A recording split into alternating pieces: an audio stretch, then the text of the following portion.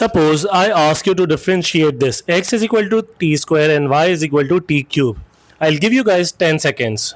A lot of you will immediately look for an equation which relates x and y.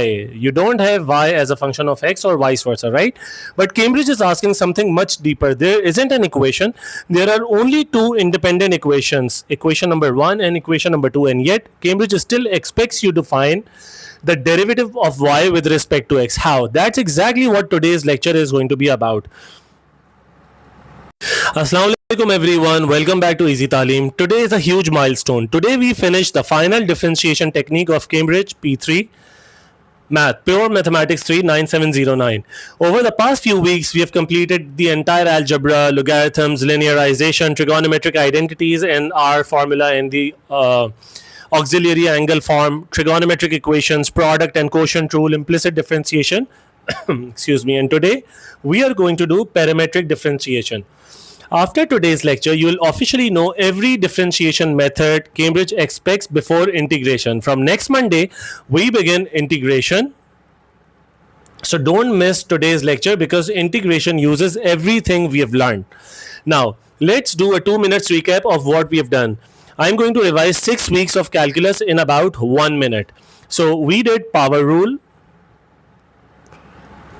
We also did chain rule. So power rule was ax to the power n. So when you apply the differential operator to it, you get n ax n minus 1.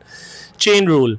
So if now let me write it down here. Now in chain rule, if you have a function to the power of something, and then you apply the differential operator to it,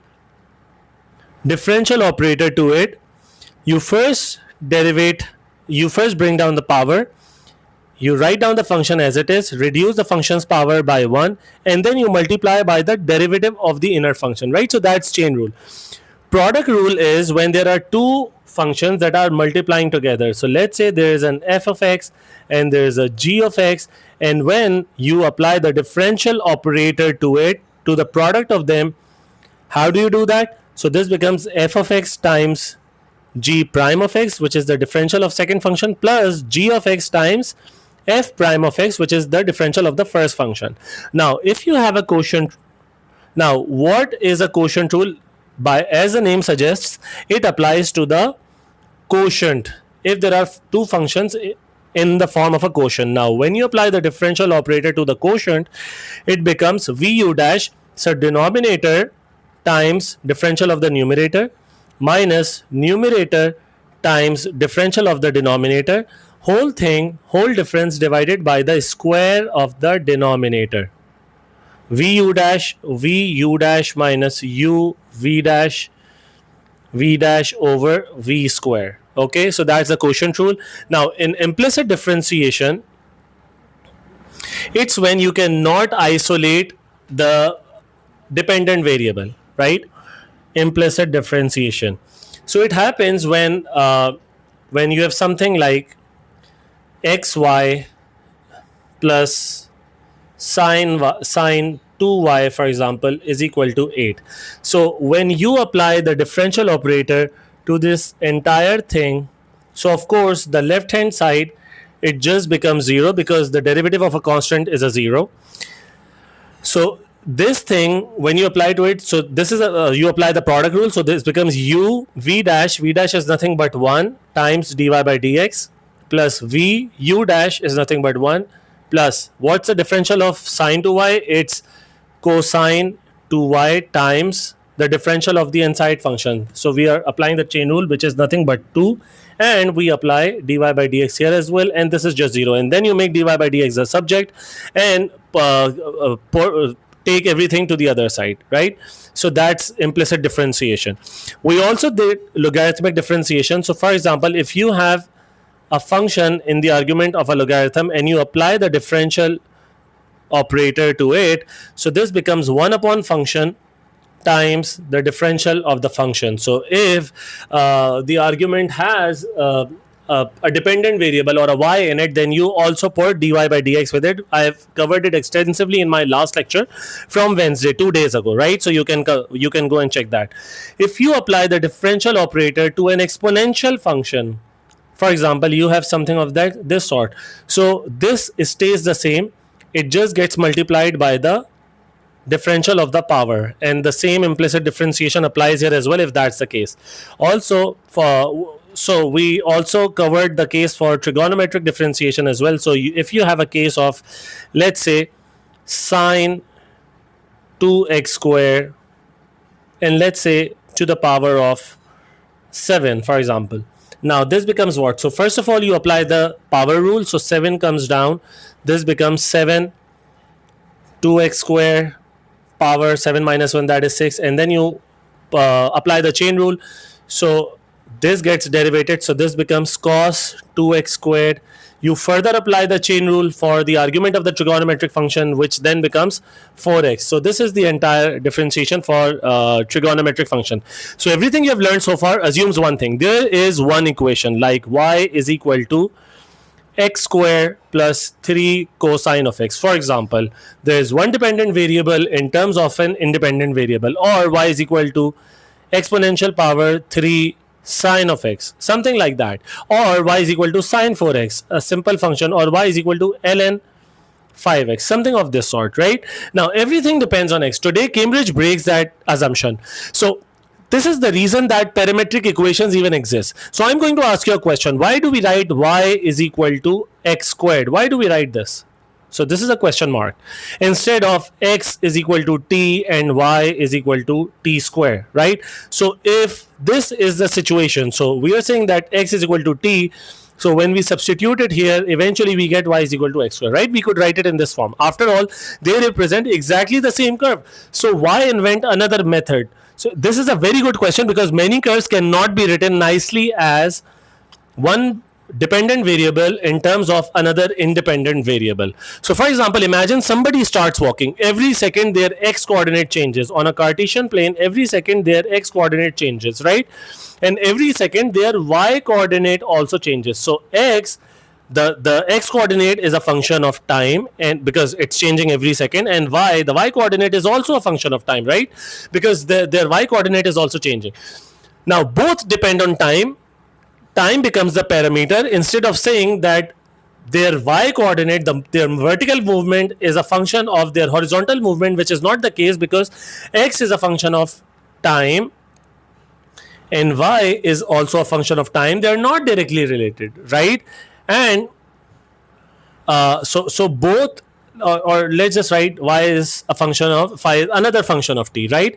Now both are controlled by time, not by each other. So x and y are not directly related. They are related through time, right? Now let's give you a real life connection. Suppose a drone is flying, right? So let's assume that a drone is flying. After 1 second, its coordinates are, so when t is equal to 1, its coordinates are 3, 5. After 2 seconds, its coordinates become 8, 7. So it moved 5 units horizontally or in the x direction and 2 units in the y direction, right? And after t seconds, its coordinates became 12, 4. Now, which variable is controlling everything? It's time, right? So time is controlling everything. Time is controlling the x coordinate and time is controlling the y coordinate as well, right? So this is why engineers, physicists, game developers, robotics engineers, GPS systems, I don't know, and even Formula 1 simulations, they use parametric equations. Now let's do an example. So enough of why parametric equations exist. Now let's do an example of how to solve them. Let's say that you have x as a function of t, which is just x is equal to t, and y as a function of t. Let's say y is equal to t square. Can anyone eliminate t? Of course, that's possible. You just put this here, so this becomes y is equal to x square. That's very obvious, right? Now this was easy, nothing special. Now let's make it slightly harder. Let me change color. Let's say that x is equal to 2t plus 1 and y is equal to t square, right? Now, can you find the Cartesian equation? I mean, that's very possible. So you make t the subject here, so this becomes x minus 1 upon 2 is equal to t, and then you plug this back in here, so this becomes y is equal to x minus 1 upon 2 whole square. That's it, right? Still manageable. Now, let's make Cambridge happy, right? Now, if you have x is equal to 3 cos t, and y is equal to 2 sine t, can we eliminate t? Now, Some of you will just stare at the screen, will be staring at the screen right now. Some of you are going to panic. Some may start crying, but relax. Now remember, sine square t plus cos square t is equal to 1. So sine t is going to be equal to y upon 2. So y upon 2 whole square. And cos t is going to be equal to x upon 3. So x upon 3 whole square is equal to 1. So yeah, we made this Cartesian equation here as well. Congratulations. So you have just produced, and by the way, this is an ellipse. So this is an equation for an ellipse. If y and x did not have different coefficients, then this would have been a circle. Right now this is an ellipse from conics. So without ever seeing x and y together, right? Now what's a big idea here? We never differentiated, we simply described a curve, right? That's all parametric equations are. A different language, but same curve. The language is different only here now. Now here's something Cambridge loves. Sometimes it deliberately chooses equations that are impossible to eliminate. For example, let's say that x is equal to e to the power of t and y is equal to t to the power of 2. Now, can you write y as a function of x? Is it possible? Now, technically it is, right? Because you take ln x is equal to t and then you put this ln x here. So this becomes ln x whole square, y is equal to ln x and then whole square, right? This is possible. Okay, now this is still okay. Now what if I ask you to try x is equal to t plus sine t? So gradually I'm increasing the difficulty level for you to see that why parametric differentiation is invoked, because eventually you will not be able to connect the x and y variables directly, and y is equal to t minus cos t. Now this is impossible because you cannot eliminate t from any one equation and substitute it into another, at least not neatly, right? Now, Cambridge knows this. That's why parametric differentiation exists. Not because elimination is impossible, because elimination is often a terrible idea. If you try to substitute it, this elimination becomes a terrible idea. Okay? Now, hence we are invoking parametric differentiation.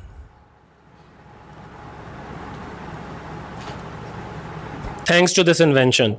Now, I want you guys to stop doing something. Now, a lot of you think that you have to eliminate t, then differentiate. No, that's a long road. Cambridge expects you to find a shortcut. And today's lecture is going to be about that shortcut. Now, imagine driving a car, right? The car moves, time changes. Your x coordinate changes, and your y coordinate changes. Neither is chasing the other. So this x coordinate is not dependent on the y coordinate, and your y coordinate is not dependent on the x coordinate. They're both chasing time, right? So they both are a function of t, right? This sentence explains the whole chapter. Write it down. X and y are independent of each other. They both are the function of another common parameter. This is important, right? Because if one is a function of time and let's say another is a function of, I don't know, rainfall, then you cannot do it, right? That's the heart of parametric differentiation. So let's do a mini exercise here. Without differentiating, tell me which parameter could have produced each curve. So x is equal to 5 cos theta and y is equal to 5 sine theta, right? The answer is going to be circle. Tell me why. Now, this is fairly easy. Let me draw a circle here. And so I just did unit circle in one of my lectures in trigonometry in AS mathematics. I hope you guys have done that as well in your AS level. Now see, so this point represents x comma y. So let's say that there is a circle of radius 5. What is this coordinate going to be? So if I take this angle as theta and this side as x, so x is going to be, cos theta is going to be x over 5, or x is going to be 5 cos theta, right? So x is going to be 5 cos theta. And if I take this one, this becomes what? This is going to become cos theta, sine theta is going to be equal to this. Let's say that this is y, so y upon 5, so y is going to be equal to 5 sine theta, right? So these parametric equations, they represent a circle. If they both are a constant 5, then it's a circle, right? Now, What if you have x is equal to t and y is going to be equal to t cube? Then this is nothing but when you combine them together, this becomes a y equals to x cube. So this is a cubic curve, right? Now, if the coefficients, like I told you earlier, although this is not part of your syllabus, so if the coefficients are different for these trigonometric functions, then this forms an ellipse, okay, from the conics. And similarly, if you have x is equal to t and y is equal to e to the power of t, then you can substitute it here and you can get y is equal to e to the power x, which is an exponential function, right? So notice you're already reading parametric equations like a language. That's exactly where Cambridge wants you to be before differentiation begins. So far we haven't differentiated a single thing. We have only answered one question: why do parametric equations even exist? Why do they exist, right? So we now saw the problem. Now comes the beautiful part. In the next section that I'm going to start, we are going to derive the single most important formula of today's lecture, which is a chain rule. You don't have to memorize it, we will derive it, and once you understand where it comes from, you are never going to forget it. Now, so we have already answered why do they exist. Now, how do you differentiate them? Now, let's write something down. Cambridge never differentiates y with respect to x. It never does that, right? It differentiates x with respect to the parameter, and it differentiates y with respect to the parameter because x is a function of this parameter and y is also a function of this parameter. Okay, so I'm losing charging here. I need to plug this in. Now, only then does it compare the two. This one sentence is going to explain the entire chapter. Now, I don't want you to memorize a formula today. Let's build it. Now, let's say that x is a function of t and y is another function of t. Imagine time increases by a tiny amount, let's say dt, right? As time changes, as time changes, x changes as well. And as time changes, y changes as well. Do you agree? Now think of it as a chain. Now as t changes, x changes and y changes, right? Now, so can I write that dy by dt, change in y with respect to time, is change in y with respect to x multiplied by change in x with respect to time. Okay. Now the shortcut to remember, while this is not mathematically possible, is that you can cancel dx in the numerator and denominator and still get dy by dt on the right hand side, right? Although this is not a mathematical possibility, but I just teach my students to remember this chain rule by this method, right? Now everything we have done so far leads to this. Now divide both sides by dx by dt, provided it isn't 0. We get dy by dt is going to be equal to dy by dx. So dy by dx is equal to dy by dt.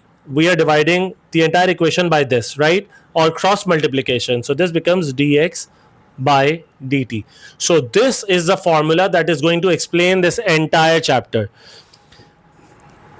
Now notice something. This isn't a new differentiation rule. This is it is actually chain rule written differently. Parametric differentiation is simply chain rule wearing different clothes. That's why I insisted that you understand chain rule first, right? And we did that in our recap as well at the start of this lesson. Now, whenever you see x as a function of t and y as a function of t, do not panic. Just remember 4 steps. Number 1, find out dx by dt. Number 2, find out dy by dt, right? And then number 3 is you take their ratio, dy by dt upon dx by dt, and this is going to give you dy by dx, right? After you simplify it. Every question starts this way. Now let me, so I want you guys to write it down and then write it down from here. X is a function of t, y is a function of t. First step is dx by dt, dy by dt, and then you take the ratio y in the numerator, the derivative of x in the denominator, which is equal to dy by dx. Now let's do a question. Let's say that x is equal to t square and y is equal to t cube. Step number 1, dx by dt. So dx by dt is going to be equal to 2t. Step number 2, dy by dt is going to be equal to 3t square. You combine the two, dy by dt upon dx by dt, this is going to be 3t square upon 2t. So this is going to be equal to dy by dx in terms of t. So you cancel the 1t in the denominator with 1t in the numerator. So dy by dx is going to be equal to 3 upon 3 halves of t. That's it. How much time did it take you? I reckon less than 30 seconds, right? Now notice something interesting. Many students first eliminate t. I mean, a lot of you will, put this in here while what you are expected to do is to find the rate of change, find the derivative of y with respect to x as a function of t, not as a function of each other, right? Because they aren't as a function of each other, right? Now, so you are going to make t the subject and put it here and get y is equal to x to the power of, I don't know, 3 upon 2. And then you differentiate it. So it becomes dy by dx is going to be equal to 3 upon 2 x to the power of half. And x is nothing but t square. So this is going to become 3 upon 2t, right? You're going to end up getting the same result. But that's a lot more messier, right? Don't do that. Now let's do another example in which you can't do that sort of, okay, so you can do that sort of substitution, but it's not recommended, right? Now x is equal to, this is just for the sake of practice, 2t square plus 3, and y is equal to t cube minus 5. So dx by dt, so dy by dx is going to be equal to dy by dt, which is nothing but 3t square, and dx by dt, which is 4t. Now this becomes 3 upon 4t. That's it, right? Very simple. Now let's do another example for an ellipse, right? You don't have to recognize that this is an ellipse. You are not in further math, but yeah.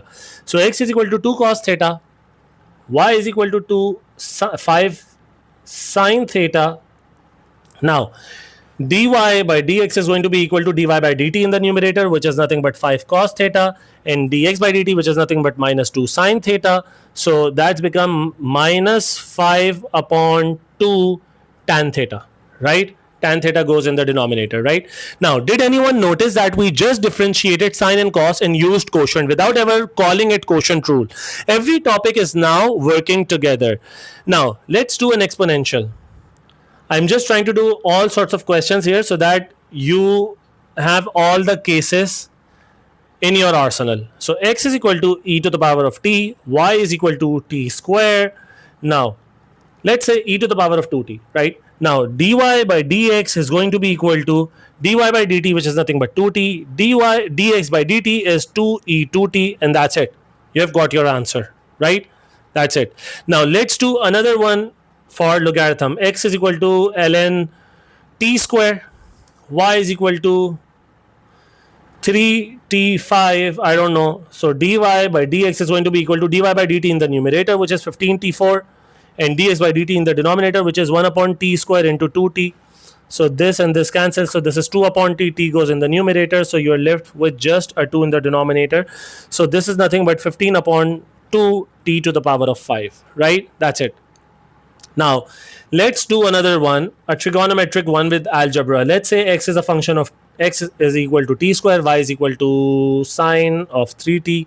Now, dy by dx is going to be equal to dy by dt in the numerator, which is 3 cos 3t, and dx by dt in the denominator, which is 2t, and that's it. Right? So notice parametric differentiation didn't replace chain rule, it used it, right? Now, there are quite a few examiner traps here.